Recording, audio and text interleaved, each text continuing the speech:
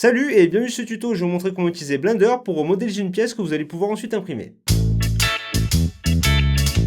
Alors la pièce que j'ai modélisée c'est celle-ci, elle fait partie en fait d'un ensemble un peu plus complexe, mais elle a l'avantage que pour la modéliser, j'ai utilisé des techniques qui malgré le fait qu'elles soient simples, sont celles que j'utilise dans 90% de mes créations. La première étape est de faire un croquis, et à partir de là d'essayer de repérer s'il y a des formes simples telles que des carrés ou des cubes.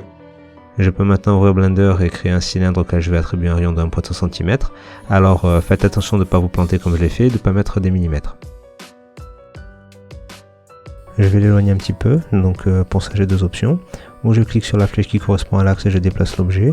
Ou alors j'utilise les raccourcis clavier et j'appuie sur la touche G et ensuite sur la lettre qui correspond à l'axe, donc par exemple X. Je fais de même avec le deuxième cylindre. Et je vais ensuite créer un cube, mais comme les quatre côtés de la forme finale ne seront pas égaux, je ne vais pas passer par le rayon, mais je vais définir directement les dimensions de la pièce. J'en profite pour faire un petit rappel, si votre écran est différent du mien, j'ai fait une vidéo sur comment configurer Blender en vue de la modélisation pour une impression 3D, et je vous mets le lien dans la description. Maintenant, pour créer mes axes, je vais passer en mode wireframe pour avoir une meilleure visibilité. Donc pour ça, ou vous pouvez passer par le menu, ou alors vous utilisez le raccourci clavier Z. Comme sous Blender, les objets apparaissent sur le curseur 3D, je vais positionner celui-ci au centre de mon cylindre, et pour ça, je vais appuyer sur les touches Shift et S pour faire apparaître ce menu, et je vais sélectionner Cursor to Selected.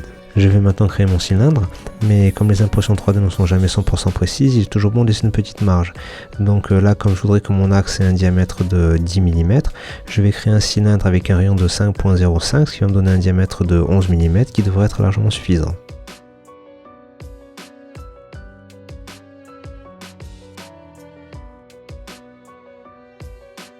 Pour aligner mes objets, je vais passer en mode vue par-dessus. Donc pour ça, je vais passer par le menu View et choisir Top, ou alors utiliser le pavé numérique 7.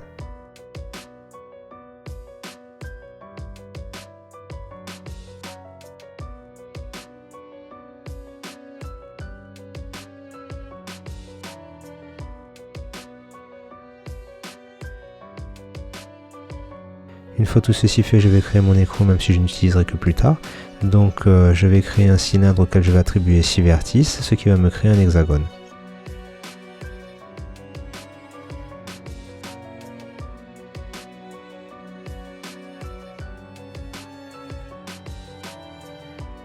À ce stade, j'ai plusieurs éléments séparés, il va falloir que je commence à créer la pièce. Donc pour ça, je vais utiliser l'opérateur booléen. Je vais donc cliquer sur le cylindre et ensuite sélectionner le menu modificateur et sélectionner opérateur booléen.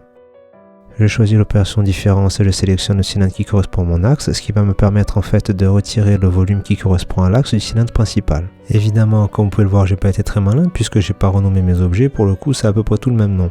Normalement, sur une opération aussi complexe que ça, je donnerais un nom à chacun, donc par exemple axe 10 mm, axe 17 mm, ce qui rend la lisibilité beaucoup plus facile après. Et comme vous pouvez le voir, autant j'aime bien la vue par-dessus quand je fais les opérations d'alignement, autant quand j'utilise l'opération booléenne, j'aime bien avoir une vue plutôt de 3 cases qui me permet de voir vraiment ce qui se passe. Je fais la même chose avec le deuxième cylindre.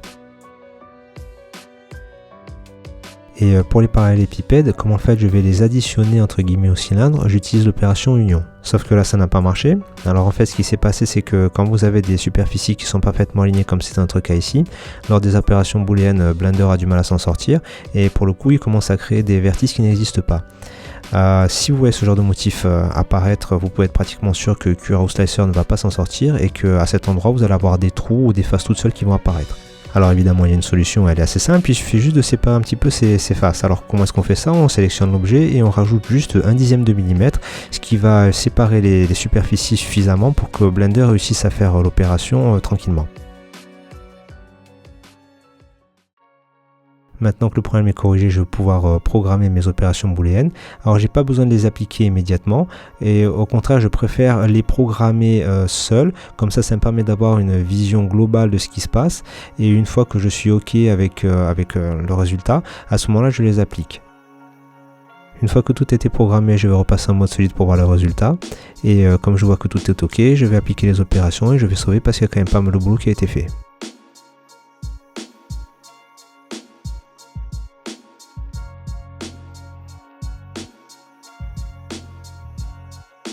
Pour l'emplacement des écrous, c'est le même principe, c'est-à-dire que j'ai utilisé des formes simples, plus opérations d'union et de différence pour ajouter ou retirer de la matière. Donc je vais passer un peu rapidement là-dessus et je vais aller directement à quelque chose de plus intéressant.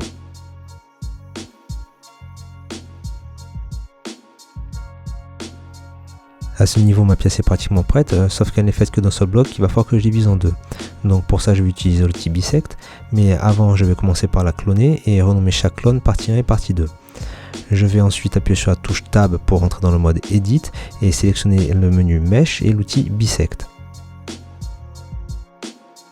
Je trace grossièrement en ligne à l'endroit où je voudrais diviser mon objet et ensuite je vais dans les réglages de l'outil pour faire les réglages un peu plus fins. Là, j'ai l'option Fill qui va me permettre de rajouter une face à l'endroit où l'objet va être sectionné et j'ai les options Clear Inner et Clear Outer qui vont me permettre de supprimer la partie interne ou la partie externe de la pièce. Donc dans ce cas, sur celui-là, j'ai sélectionné Clear Inner et après évidemment sur la pièce complémentaire, je sélectionnerai Clear Outer.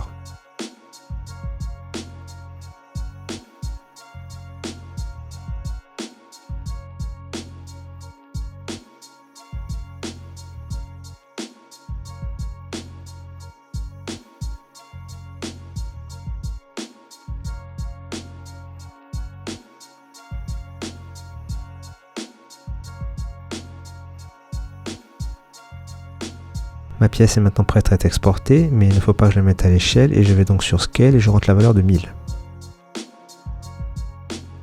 Je vais maintenant dans Cura et je vais importer ma pièce. Et là, comme vous pouvez le voir, c'est pas vraiment le résultat attendu parce qu'en fait Blender m'a exporté tous les objets qui étaient présents dans la scène, y compris ceux qui n'étaient pas visibles.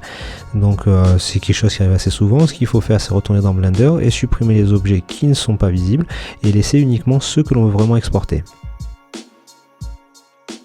Maintenant que tout est ok, il reste comme une dernière étape importante qui est de passer en mode couche, en mode preview si vous utilisez Slicer, et de vérifier que la première couche est bien déposée sur le plateau. Parce qu'en fait, il arrive que des fois le programme se plante, et en fait il essaie de déposer la première couche à quelques microns au-dessus de la superficie, et le résultat c'est que ça vous foire complètement l'impression après. Voilà, donc j'espère que cette vidéo vous a été utile. Si c'est le cas, lâchez-moi un petit pouce bleu. Si vous avez des questions, n'hésitez pas à laisser un commentaire.